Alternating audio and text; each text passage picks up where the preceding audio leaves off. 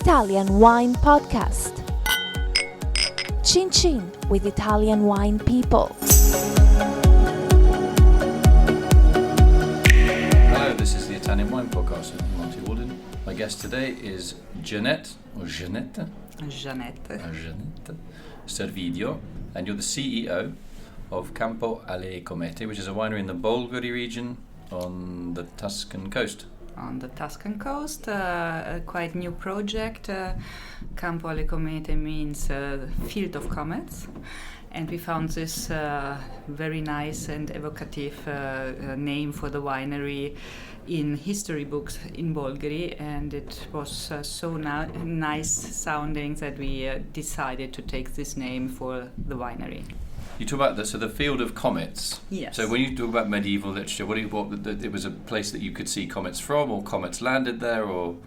We presume that something fall down from the heaven at a certain point. Okay. It's an ancient toponym of the region, which you cannot find any longer on the maps, but in the history books. So a toponym just means a name with the toponym is a place or an area with a special historical name, and they are strictly controlled in Italy. If you're going to use the name of a place, it has to be registered on the Catastro, which is the land registry, and obviously in this case it is, so you are allowed to use the name. So now, who owns the winery? Is it you? It's not me. The property is Feudi di San Gregorio, that's the Capaldo family from Campania, and effectively it's the very first southern winery investing in the north. So normally it's the other way around, isn't it? It's normally the Tuscans with lots of money. Absolutely. Italy's the world's oldest bank, and they go down and they buy lots of, go down to Sicily and Campania and places like that. Right. This time the tables are turned. I turned around this because Feudi di San Gregorio, producing mainly white wines in Campania, they were looking for several years in order to buy something in an important red wine region. And so when this project came up in Bolgheri, Antonio Capaldo was very, very proud to buy this winery. So that was in 2016.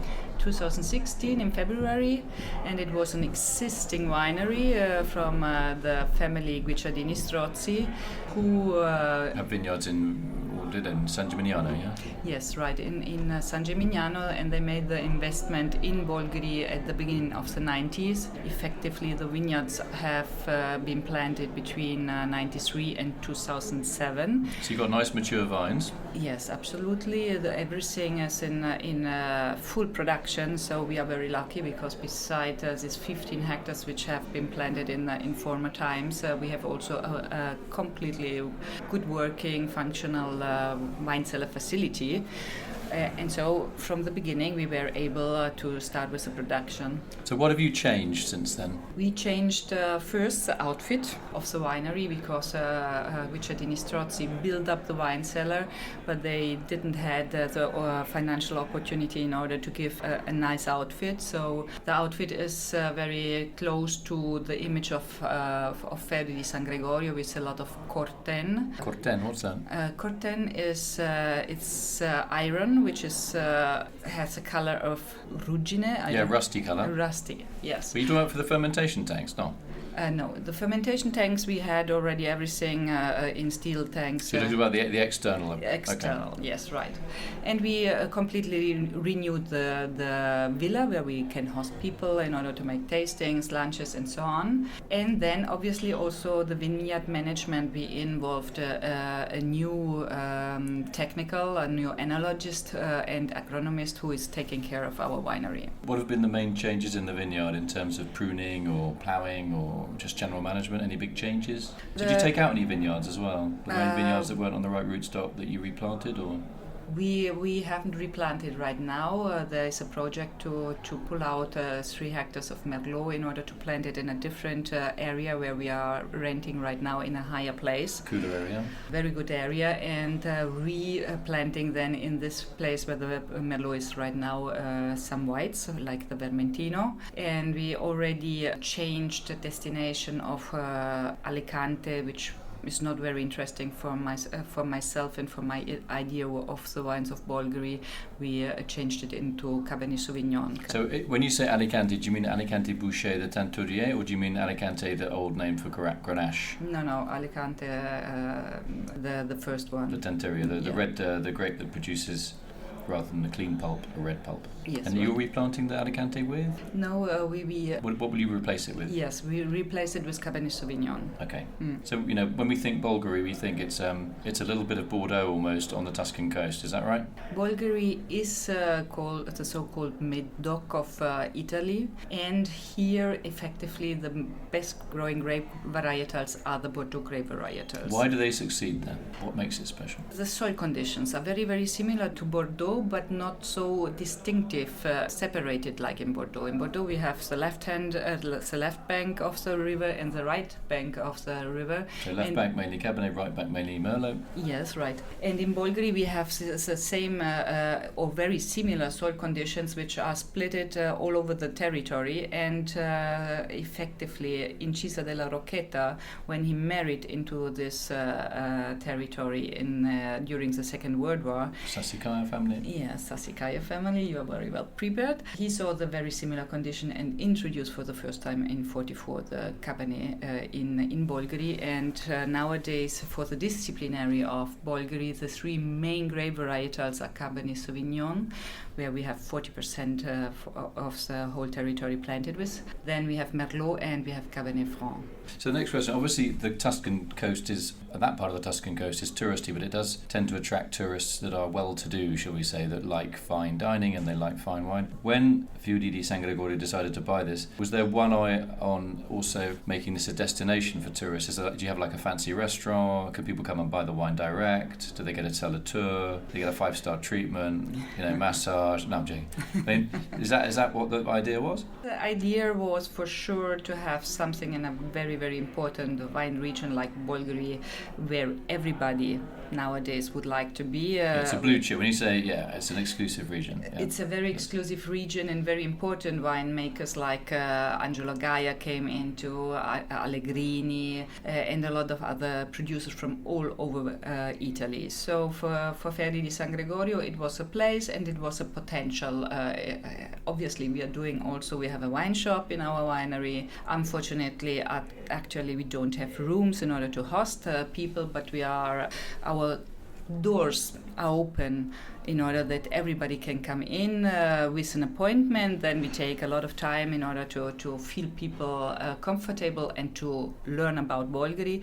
Without an appointment, you can stop by, in any case, 6 days a week in order to taste our wines at the wine shop and to make a brief cellar tour inside the winery and buy also some wines if you like them. So what is the communication like in Bolgheri? Because I spent a lot of time in Brunello land in Montalcino, and there are about 250 producers, so it's quite a big herd of animals that you have to corral every day into the barn to try and get them together to talk, which isn't always easy. In Bolgheri it's a little bit, it's even more exclusive, we could say, and you've got a smaller pack, a smaller herd. How well do you guys get on with each other? I mean, obviously you're promoting it as a 5-star area, luxury accommodation, 5-star dining, premium price, super premium price wines in the main. How do you make sure everybody's on the same page? Bolgheri is too expensive and too small in order not to be on the same page. So effectively, we have 50 producers on the territory. Of these 50 producers, 40 are in the consortium of Bolgheri, and we are working really very, very close together in order that everybody is keeping very high the quality standard and the image of Bolgheri, because the whole planted vineyards are 1,300 hectares. It's quite small. Very small. It's half of Brunello area.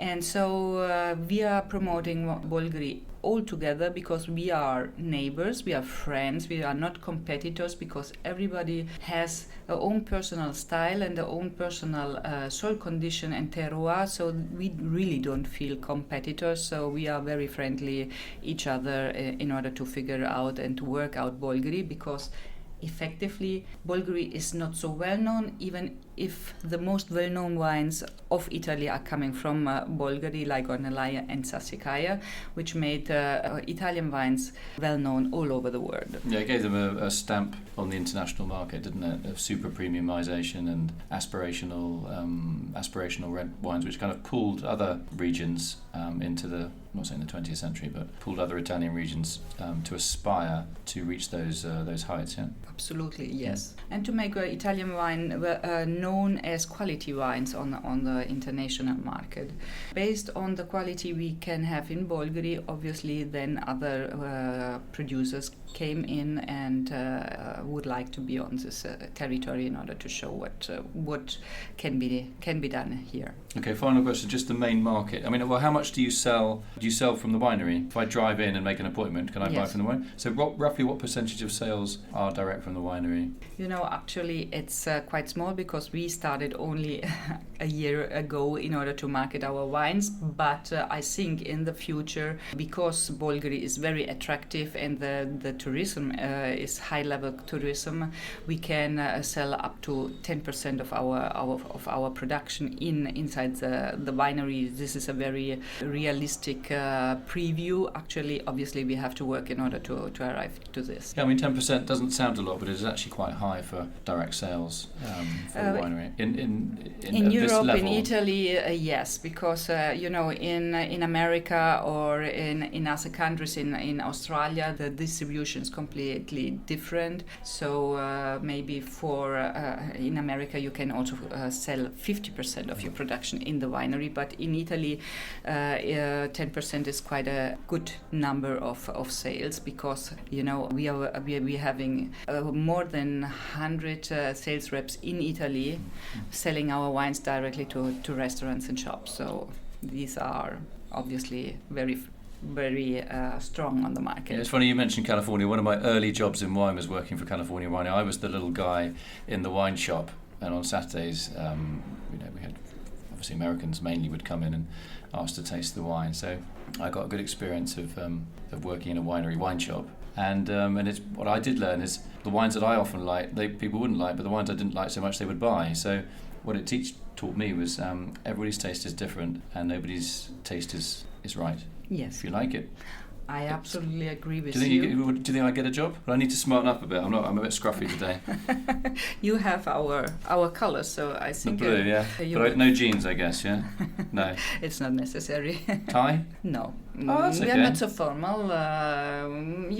Wine business in the meantime is not any longer a business only for high level and only occasional drinking. It's everyday drinking, and so enjoying, and it makes the day becoming more beautiful and more interesting. So tie and so on is not any longer necessary in the wine business. Okay, well, I'll stick an application in the post to you, seeing as you're the CEO of Campo alle Comete, Jeanette Servidio, which is a lovely French-Italian mix. It's a lovely French-Italian mix in the name, but in reality it's a lovely German-Italian mix, because my mother is German, my father is Italian.